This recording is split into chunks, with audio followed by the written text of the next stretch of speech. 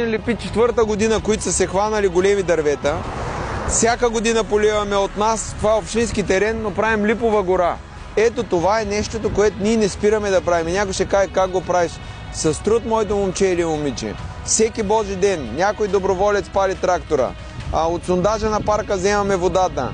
Доброволци отиват да поливат. И в крайна сметка, с труда, вместо събота и неделя да ходим някъде на почивка, ние облагородяваме мястото, в което живеем и съответно цената става по-висока. Също нещо, което казаха за това място тук, че сме изсекли дървета, колко дървета сме били изсекли, за да може да стане самия юртов лагер. Истината е, че закупихме това място и когато го закупихме, отначало мислихме да строим на него къща.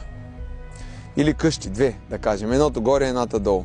Когато обаче видяхме, че има дървета, и ние решихме да не режем дърветата, а да намерим начин как да го използваме място без да отрежем дърветата. Истината е, че няма друго място в България, в което нещата да се случват по този начин.